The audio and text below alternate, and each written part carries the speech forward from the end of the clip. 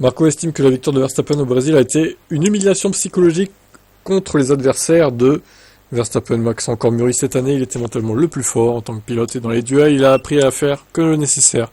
Si tu avais dit au début de l'année qu'il laisserait Hamilton et De Ferrari partir sur le tarmac parce qu'il ne pensait qu'au championnat du monde, tu aurais dit que c'était absurde, mais il l'a fait parce que il sait sur quoi se concentrer. Ah oui, on a vu qu'il s'est concentré vachement sur Norris, effectivement. Les autres, effectivement, il les a laissés un petit peu passer quand il fallait. Au Brésil, c'était une humiliation psychologique pour la concurrence, il a surclassé tout le monde. Une fois de plus, pourquoi? Il est l'un des meilleurs de tous les temps de ce sport. Pour nous et aussi pour lui, c'était la priorité absolue.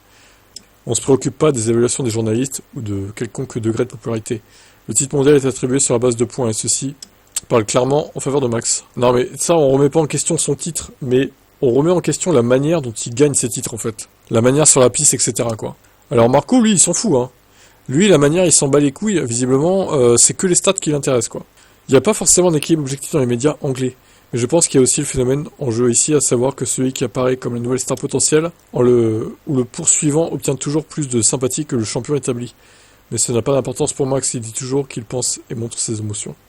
Il dit toujours ce qu'il pense, pardon. Ça, c'est une qualité, effectivement, il dit toujours ce qu'il pense. On peut pas lui enlever. Et c'est aussi pourquoi on le déteste, parce que ce qu'il pense, ça me convient pas, moi, personnellement. J'aime pas sa mentalité. Mais c'est bien qu'il le cache pas, ouais. Ça, c'est sûr.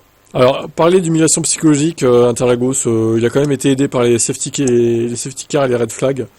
Donc on va peut-être relativiser un petit peu.